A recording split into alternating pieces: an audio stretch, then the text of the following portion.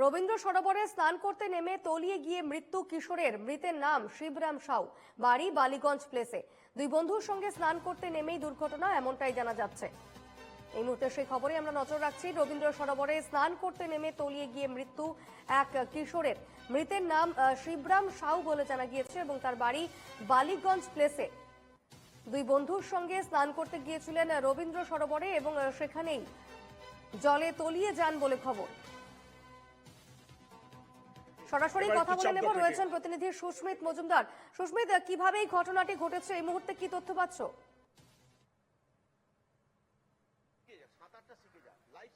দেখো, শিবরাম সাউ কিশোর, বছর 15-16 বয়স।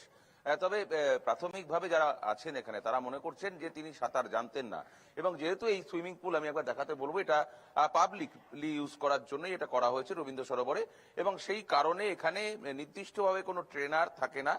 যে যার মতন আসে এবং সে এখানে ব্যবহার করতে পারে নির্দিষ্টভাবে, এবং ছুটির দিন হলে এখানে প্রচুর লোকের সমাগম হয়, কিন্তু মাত্র একজন সিকিউরিটি গার্ড এখানে থাকেন।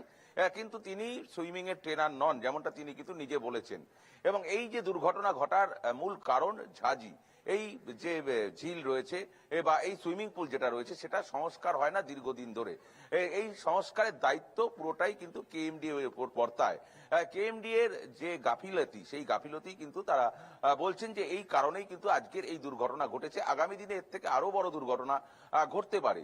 যে এই সুইমিং পুল যেটা একেবারে প্ল্যান করে তৈরি করা হয়েছিল, অলিম্পিক যেই এখানে খেলা হয় ঠিক সেই মাপের তৈরি করা হয়েছিল, কিন্তু সেটা আস্তে আস্তে অপব্যবহারের ফলে সেটা নষ্ট হয়ে যাচ্ছে, এবং যার ফলে আজকে 3 জন তারা এসেছিলেন বালিগঞ্জ প্লেস থেকে। তাদের মধ্যে যিনি সাঁতার শেখাতে এসেছিলেন তিনিই নাকি তলিয়ে গিয়েছিলেন, এমনটাই কিন্তু জানিয়েছেন সিকিউরিটিদের যারা তার সঙ্গে এসেছিলেন। পরবর্তীকালে কিন্তু জানা গিয়েছে সেই কিশোরের মৃত্যু হয়েছে। আমাদের সঙ্গে রয়েছে এখানে যারা থাকেন, আমি একটু কথা বলার চেষ্টা করব। দাদা, আপনারা তো এখানে প্রায় আসেন, মর্নিং ওয়াক করেন? হ্যাঁ, মর্নিং ওয়াক না, আমরা এখানে সুইমার, আমরা ছোটবেলা থেকে এখানে সুইমিং করছি এবং আমরা এইখানে সুইমিং শিখেছি, এবং বহু ছেলে মেয়ে যারা আজকে বুড়ো বয়স হয়ে গেছে তারা এখানে সব সুইমিং শিখেছে। এইটা একটা ঘেরা জায়গা, এটা একটা ন্যাচারাল পুল।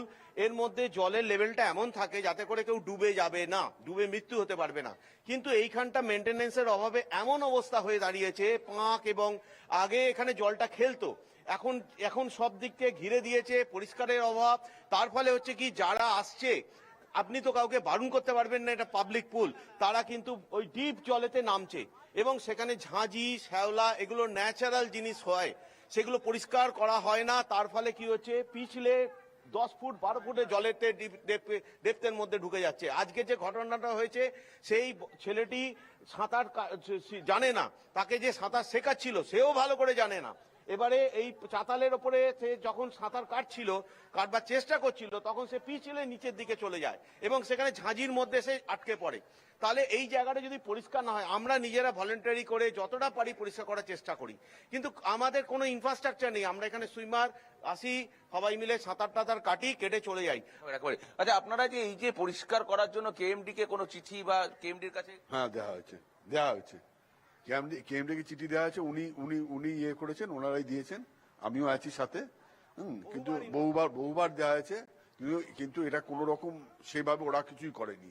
এবং যারা কাজ করতে, যাদের কয়েকজনকে পাঠিয়েছিল, তারা 2-3 দিন কাজ করেছে, তাদেরকেও আমরা পয়সা দিয়েছি চা পা খাওয়ার জন্য। এটা কি আপনাদের নিজেদের নিজের থেকে? দেখুন, ব্যাপারটা হচ্ছে কি, বাচ্চারা যখন এখানে সাঁতার কাটবে, আমরা জানি এখানে রবিবার দিন প্রচুর বাচ্চারা আসে, তারা যদি ডুবে যায়, আমরা যদি আশেপাশে থাকি, আমরা বহু লোককে বাঁচিয়েছি। কিন্তু আজকে আনফরচুনেটলি আমরা একটু দেরিতে এসেছি, আজকে রবিবার বলে। তারা আগে সাঁতার কাটতে নেমে গেছে, কেউ বারণ করার নেই, কোনো লাইফ গার্ড নেই, কোনো লাইফ সেভিং ইকুইপমেন্ট নেই, একটা রিং পর্যন্ত নেই যে তাকে রিংটা ফেলে দিয়ে তাকে তুলে দেওয়া।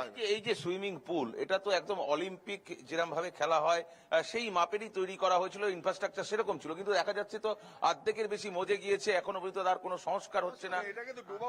এটা ডোবা বানানো মানে এটা আগে নুড়ি পাথর দেওয়া ছিল তলাতে, এবং এটার যে সাইজ, তখন ব্রিটিশ আমলের তৈরি। দেখবেন এখন কাস্টিং গুলো রয়েছে, এই কাস্টিং গুলো দিয়ে ঘেরা ছিল এবং চেন লাগানো ছিল, চেন লোহার রড দিয়ে রাখা ছিল, যাতে করে ছেলেরা বাচ্চারা বাইরে যায়, তাদের একটুও জং ধরেনি। এখন এই অবস্থাটা দেখুন, এখানে দেয়াল দিয়ে ঘিরে দিয়েছে, জলটা খেলছে না, আর ছেলে মেয়েরা যারা সাঁতার কাটতে আসছে তারা সোজা একদম ডিপ ওয়াটার একটা মৃত্যু ফাঁদ হয়ে দাঁড়িয়ে দিয়েছে। আমরা যদি কাছাকাছি থাকি আমরা বারণ করি, কিন্তু সবাই তো শোনে না, সবাই কথাবার্তা শোনে না, উল্টো পাল্টা কথা বলে আমাদের, কিন্তু আমরা তবু চেষ্টা করি যাতে করে তারা বাঁচুক, ভালো করে বেঁচে থাকুক।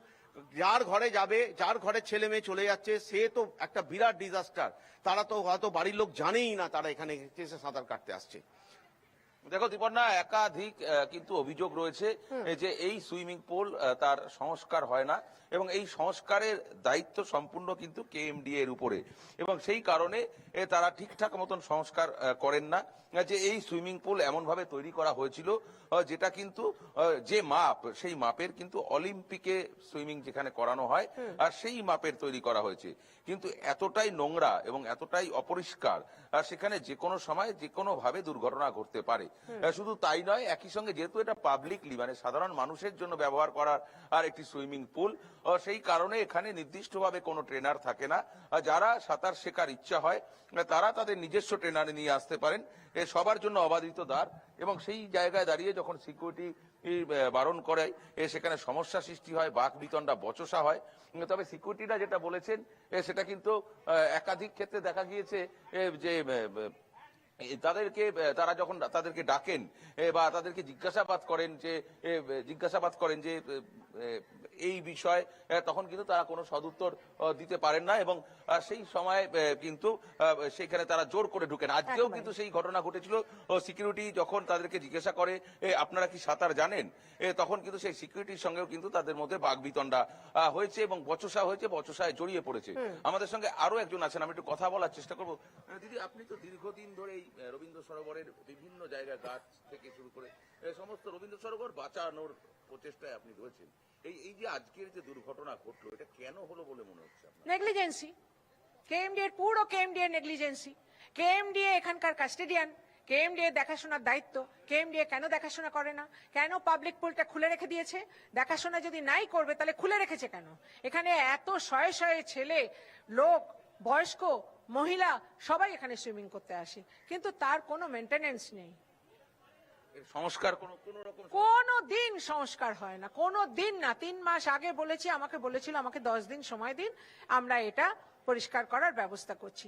10-এর জায়গায় 3 মাস হতে চললো, কোনো সংস্কার নেই। কেন সংস্কার নেই? কেন নেই? তাহলে দেখাশোনার দায়িত্ব তাহলে কেএমডি এর উপর দিয়েছে কেন? তাহলে কেএমডি দেখাশোনার দায়িত্ব ছেড়ে দিক। পুরো দায়িত্ব কেএমডি এর। প্রতি বছর একটা করে ছেলে এইভাবে মারা যায়। কেন জলের তলাটা পরিষ্কার হয় না? কেন ঝাঁঝি পরিষ্কার হয় না? কেন রবীন্দ্র সরোবরে যারা সুইমিং করতে আসে তারা পরিষ্কার করবে? কেন তারা পরিষ্কার করবে? তারা কি পরিষ্কার করবার দায় তাদের? এর আগেও এরকম দুর্ঘটনা, হ্যাঁ, এর আগেও ঘটেছে। এ তো সঙ্গে সঙ্গে ছেলেটা খবর দিয়েছে বলে তাই পাওয়া গেছে। এর আগে যে ছেলেটা মারা গেছিল সে তো তাকে খুঁজে পাওয়া যায়নি, সকালবেলা সে ভেসে উঠেছিল। কিন্তু কেএমডি এর যে আধিকারিক দীপ্ত রায়চৌধুরী, সে তো সকালবেলা খবর পেয়েছে। তাকে যখন ফোন করা হলো বলে আমি খবর পেয়েছি, খবর পেয়ে সে এখানে হাজির হয়নি। কেন এখানে এসে দাঁড়ায়নি? এখনো পর্যন্ত আসেনি। দায়টা তার নয়? তার কি কোনো দায় নেই? তার এখানে আসা উচিত ছিল না? দেখো দীপর্ণা, একেবারে যিনি দায়িত্বে রয়েছেন তিনি এখনো পর্যন্ত এখানে এসে পৌঁছাননি। একেবারে, অর্থাৎ যারা অভিযোগ করছেন তারা কিন্তু গোটা অভিযোগটাই কেএমডি এর ঘাড়ে দায় চাপাচ্ছেন, কারণ তাদের অভিযোগ যে কেএমডি এর এই দায়িত্ব, এই যে ঝিল রয়েছে বা এই যে সাঁতার কাটার জন্য যে ব্যবস্থা রয়েছে রবীন্দ্র সরোবরে, সেই জায়গাগুলো পরিষ্কার করা কেএমডি এর দায়িত্ব, এবং সেই দায়িত্ব কেএমডি এ ঠিকঠাক ভাবে পালন করছে না বলেই অভিযোগ করছেন স্থানীয়রা। আপাতত ধন্যবাদ সুস্মিত, পরবর্তীতে আবার আসবো।